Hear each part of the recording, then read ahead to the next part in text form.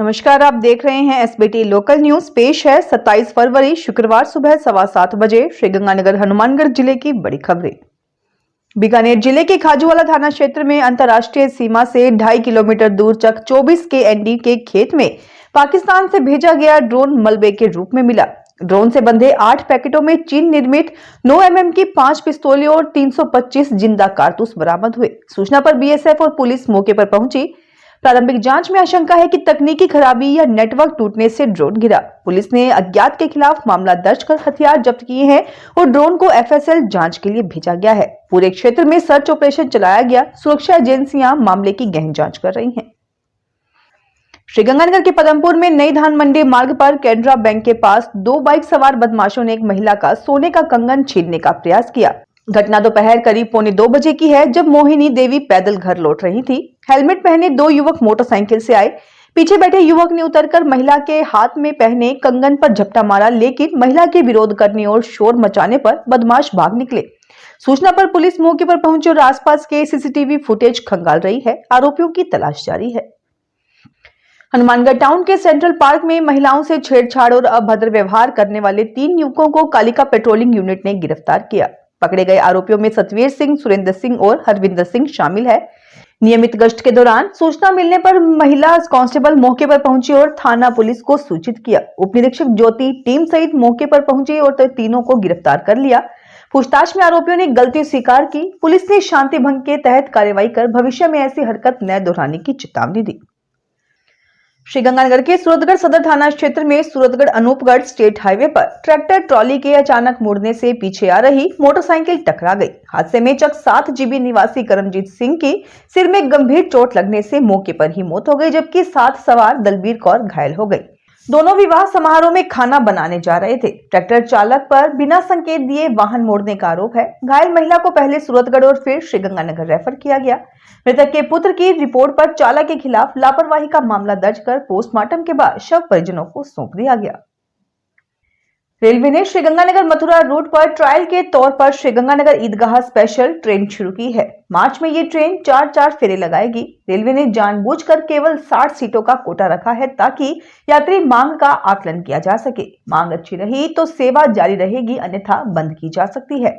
ये ट्रेन अबोहर, बठिंडा, सिरसा, हांसी, अलवर मार्ग से चलेगी। श्रीगंगानगर से मथुरा पहुंचने में लगभग 13 घंटे लगेंगे।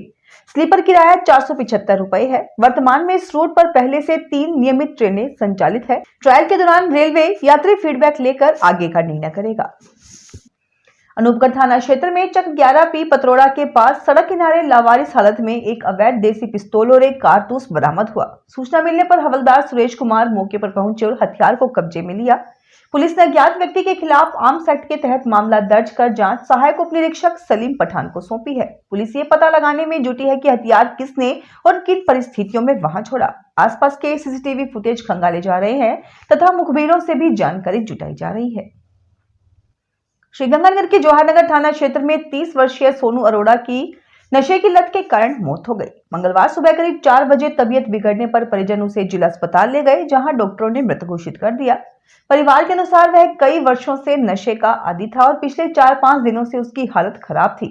सोनू मूल रूप से बोहर का निवासी था और पिछले कुछ महीनों से एसएसबी रोड स्थित गली नंबर 3 में परिवार के साथ रह रहा था तथा ऑटो चलाता था। पुलिस ने पिता की रिपोर्ट पर मर्ग दर्ज कर पोस्टमार्टम के बाद शव परिजनों को सौंप दिया। श्रीगंगानगर के पुराने वादी स्थित हैरी ज्वेलर्स पर 3 महिलाओं ने ग्राहक बनकर 250 ग्राम वजनी चांदी की 2 पाजेब जोड़ियां चोरी कर ली। घटना 21 फरवरी दोपहर करीब 3:30 बजे की है और पूरी वारदात सीसीटीवी कैमरे में कैद हुई। दुकान मालिक परमजीत सिंह के अनुसार महिलाओं ने भारी पाजेब दिखाने के बहाने काउंटर के नीचे से 2 जोड़ियां बैग में गिरा दी और बिना खरीदारी किए चली गई। चोरी की गई पाजेब की कीमत करीब 60 से 70 हजार रुपए बताई गई है। एक संदिग्ध पुरुष के शामिल होने की भी आशंका है। पुलिस ने मामला दर्ज कर सीसीटीवी फुटेज के आधार पर जांच शुरू कर दी है। श्रीगंगानगर लोकसभा क्षेत्र में रबी फसलों पर जल संकट के चलते सांसद कुलदीप इंदौरा ने जम्मू में भाखड़ा ब्यास मैनेजमेंट बोर्ड अधिकारियों के साथ बैठक की। आईजीएनपी भाखड़ा और गंग कैनाल क्षेत्र में पानी की कमी से गेहूं, जौ और चने की फसलें प्रभावित हो रही हैं। सांसद ने बताया कि फरवरी में तापमान सामान्य से 6 डिग्री अधिक रहने से फसलों की जल मांग बढ़ गई है। उन्होंने गंग कैनाल में तुरंत 3000 क्यूसेक पानी छोड़ने और फिरोजपुर फीडर का कार्य शीघ्र पूरा करने की मांग की, ताकि किसानों को कम से कम एक बारिश सिंचाई मिल सके। अधिकारियों ने परियोजनाओं की स्थिति से अवगत कराया। वहीं सांसद ने जल्द पानी रिलीज करने पर जोर दिया। बीकानेर मंडल में ऑन बोर्ड वेंडिंग ठेके को लेकर विवाद गहराया है। वेंडर्स ने आरोप लगाया कि ठेकेदार प्रतिदिन 240 रुपए की वसूली कर रहा है, जिससे उनकी आजीविका प्रभावित हो रही है। सूरतगढ़ में वेंडर्स ने रेल विकास संघर्ष समिति को ज्ञापन सौंपकर निविदा निरस्त करने की मांग की। समिति अध्यक्ष राम प्रताप खोरवाल ने मामले को गंभीर बताते हुए जल्द रणनीति घोषित करने की बात कही। वेंडर्स का कहना है कि निविदा प्रक्रिया में पारदर्शिता का अभाव है और छोटे विक्रेताओं को नजरअंदाज किया गया है। मांगे नहीं मानी गई तो आंदोलन की चेतावनी दी गई है।